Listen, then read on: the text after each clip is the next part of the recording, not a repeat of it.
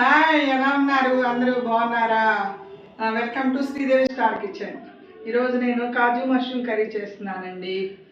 చాలా బాగుంటుందండి. అసలు రోటీలోకి, పుల్కాలోకి, నాన్లోకి, రైస్లోకి చాలా బాగుంటుంది. మా ఇంట్లో అందరికీ ఫేవరెట్ డిష్ అనమాట ఇది. ఎలా చేయాలో చూద్దామా? ఆయిల్ వేసాను. తర్వాత ఒక 4 లవంగాలు వేస్తున్నాను, ఒక స్టార్ పువ్వు, కనాస్ పువ్వు, 2 యాలకులు, కొంచెం షాజీరా, 2 బిర్యానీ ఆకు, ఆనియన్స్ బాగా ఎర్రగా ఫ్రై అవ్వాలి.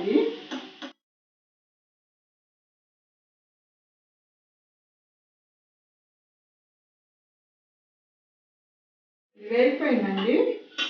అల్లం వెల్లుల్లి పేస్ట్ వేసుకుందాం. ఫుల్ హాఫ్ స్పూన్ వేస్తున్నాను. ఇది కొంచెం వేగనివ్వాలి, పచ్చివాసన పోయే వరకు వేగనివ్వాలి. ఇది వేగాక టమాటా వేసుకుందాం.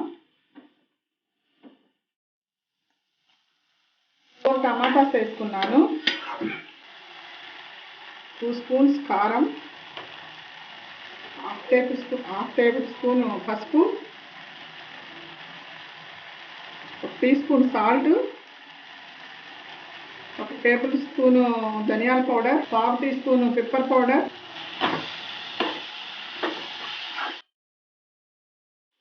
ఇవి బాగా వేగాలని. వేగిన తర్వాత మష్రూమ్ వేసుకుందాము. ఇప్పుడు మష్రూమ్స్ వేసేసుకుందాం.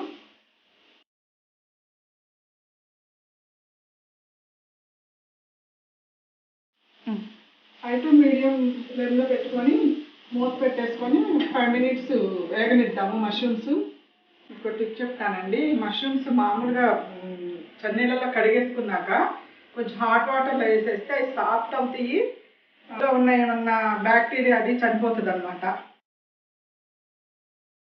ఎక్కువసేపు ఉంచొద్దు హాట్ వాటర్లో. నిమిషం ఉంచేసి హాట్ వాటర్లో తీసేయండి విడిగా. టిప్ అనమాట అది. ఈ మష్రూమ్స్ వేగేలోపు మనం ఇవ్వండి కొంచెం జీడిపప్పు పేస్ట్ చేసుకుందాము. ఇవి 20 ఉంటాయి. ఇవి పేస్ట్ చేసుకుందాం. 10 మినిట్స్ అయిపోయిందండి. వేగిందో లేదో చూద్దాము.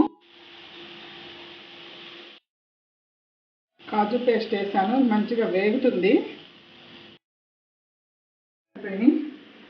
కొంచెం సాల్ట్ వేసాను, కొంచెం వాటర్ వేసాను. తర్వాత 1 స్పూన్ గరం మసాలా వేస్తాను, 1 స్పూన్ గరం మసాలా, కొంచెం కస్తూరి మేతి నలిపేసి వేసుకుందాము.